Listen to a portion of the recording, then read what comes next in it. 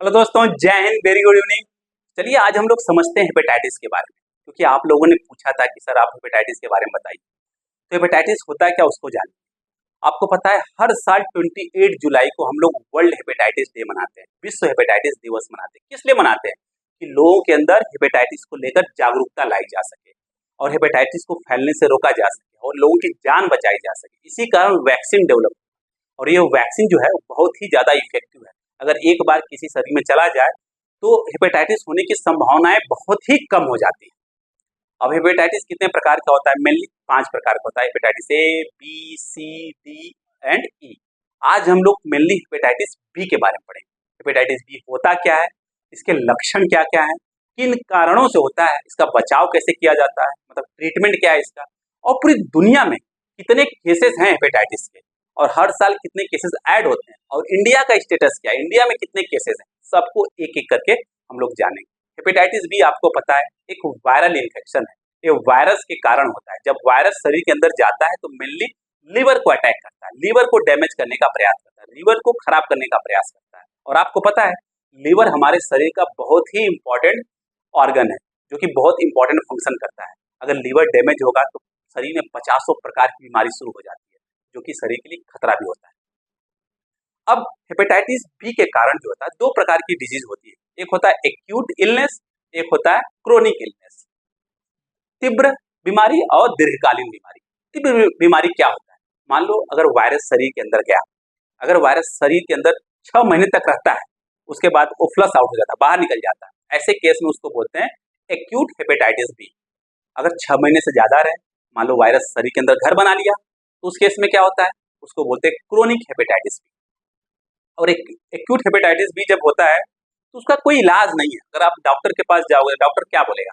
Doctor बोलेगा ठंडा पानी पियो, ठंडे पानी से नहाओ, इन्वायरमेंट जो है अपना ठंडा रखो, ऑयली फूड मत खाओ, डाइट अच्छा रखो, ये सब, और प्लेंटी ऑफ वाटर, पानी पियो, अधिक से अधिक पानी पियो। ये सब करते रहिए, जो वायरस होगा वह आराम से 6 महीने के अंदर आपके शरीर से बाहर निकल जाएगा।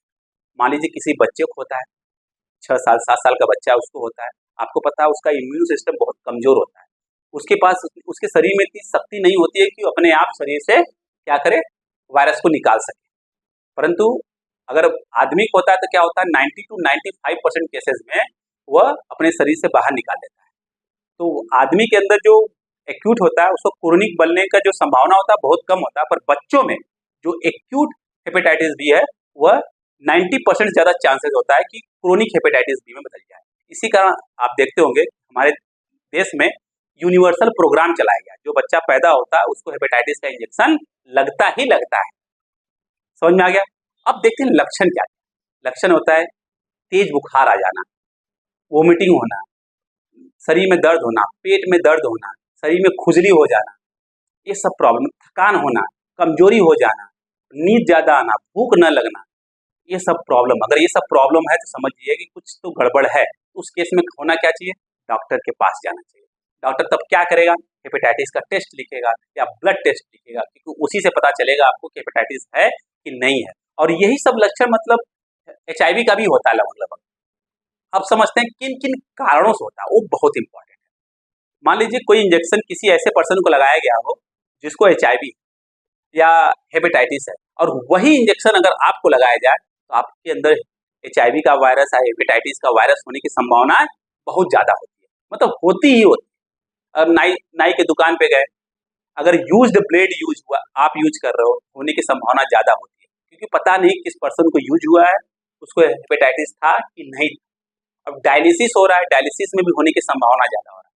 ब्लड एक जगह से एक आदमी से दूसरे आदमी में जा रहा है तो उसमें भी संभावनाएं होती है। सेक्सुअल एक्सपोजर, आपको पता नहीं कि आपके पार्टनर को हेपेटाइटिस है कि नहीं है, आप सेक्सुअल मतलब इंटरपर्सनल कांटेक्ट चल रहा है तो डेफिनेटली होने की संभावना हो जाती है। ये सब कारण है, और यही कारण एचआईवी का भी होता है लगभग लगभग। बात समझ में आ गई? पक्का? अब समझते हैं बचाव क्या है। इसके जो इलाज हो 3 स्टेज में होता है। जब एक्यूट डिजीज होता है तो जब डॉक्टर के पास जाते हो, जब आपके अंदर सब लक्षण है, डॉक्टर के पास जाते हो, डॉक्टर क्या बोलता है? सिंपल सा बोलता है, इसकी कोई दवा तो होती नहीं है, तो डॉक्टर बोलेगा रेस्ट करिए, अधिक से अधिक पानी पीजिए, और ठंडा खाना, मतलब डाइट अच्छा लीजिए, ठंडे पानी से नहाइए, ठंडा इन्वायरमेंट रखिए, ये होता है। अब उसके बावजूद भी अगर 5 से 10% केसेस क्रोनिक में बदल जाए तो क्या होगा? क्रोनिक हेपेटाइटिस बी हो जाए तो क्या होगा? उस केस में होता है डॉक्टर आपको एंटीवायरल ड्रग्स देगा। हो सकता है 3 महीने के लिए दे, हो सकता है 6 महीने के लिए दे, हो सकता है 1 साल के लिए दे, हो सकता है 2-3 साल के लिए दे। वो डिपेंड करता है आपके इम्यून सिस्टम के ऊपर, वो डिपेंड करता है आपके डॉक्टर के ऊपर कितने महीने तक देता है। समझ में आ गया? अगर लापरवाही होती है तो उस समय क्या होता है, जो वायरस होता है वो धीरे धीरे धीरे धीरे लीवर को डैमेज करना शुरू कर देता है। लीवर में स्वेलिंग आ जाती है, लीवर में एक तरीके से कह सकते हो कि लीवर पूरा तरीके से खराब होना शुरू हो जाता है। उस केस में क्या होता है, उस केस में बस एक ही उपाय है कि लीवर का ट्रांसप्लांटेशन कराया जाए। और लीवर का ट्रांसप्लांटेशन कब हो सकता है? आप क्लोज रिलेटिव जो हो आपका उसके थ्रू हो सकता है, या किसी ऐसे पर्सन से हो सकता है जिसका ब्रेन डेड हो, डेड ब्रेन पर्सन से हो सकता है। और ज़्यादा जब लीवर खराब हो जाता है तो कैंसर का रूप ले लेता है, आपको पता ही है। अब उस केस में क्या होता है आपको पता ही है, बचने की संभावनाएं मतलब बहुत ही कम होती है। अब देखते हैं कि पूरी दुनिया में हेपेटाइटिस के कितने केसेस हैं। पूरी दुनिया में लगभग लगभग 25.5 करोड़ केसेस हैं, और हर साल 12.5 से 13 लाख केसेस ऐड होते हैं। और इंडिया में 4 करोड़ से ज़्यादा केसेस हैं, और हर साल इंडिया में 1 लाख से ज़्यादा मौतें होती हैं, और पूरी दुनिया में लगभग लगभग 9 लाख से ज़्यादा मौतें होती हैं। बहुत डेंजरस बीमारी है, परंतु इसका अगर आप अपने शरीर का सही से ध्यान देते हो तब आपके लिए कोई डेंजर की जरूरत नहीं है। और बहुत बार होता क्या है, अगर किसी को हेपेटाइटिस बी का वायरस पकड़ता है तो उसको पता ही नहीं चलता है, क्योंकि लगभग लगभग पता चलते चलते 30 से 60 दिन हो जाते हैं, इवन उससे ज़्यादा हो जाते हैं। तब जाके शरीर में कुछ इफेक्ट मतलब नजर आने शुरू हो जाता है कि हाँ, थकान है, कमजोरी है, उल्टी हो रहा है, डायरिया है, शरीर में दर्द हो रहा है, बुखार ज़्यादा है, तब जाके पता चलता है, थोड़ा सा लेट हो जाता है। अगर किसी को पता चल रहा है कि हाँ वह हेपेटाइटिस पेशेंट से के कांटेक्ट में आ गया है, कांटेक्ट इन द सेंस मतलब ब्लड का कांटेक्ट आ गया है, उस केस में उसको तुरंत वैक्सीन लेना चाहिए। और एक चीज़ बहुत ध्यान रखिएगा, हेपेटाइटिस बी जो है पर्सनल कांटेक्ट से नहीं होता है, मतलब हाथ मिला रहे हो किसी से, अगर किसी पर्सन को हेपेटाइटिस है और आप उससे हाथ मिला रहे हो तो आपको हेपेटाइटिस नहीं होगा।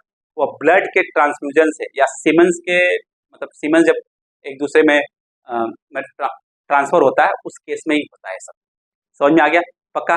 जाने से पहले अगर वीडियो आपको पसंद आए इसको लाइक शेयर सब्सक्राइब जरूर करिएगा। Okay, bye bye, take care, अपनी सेहत का ध्यान रखिएगा।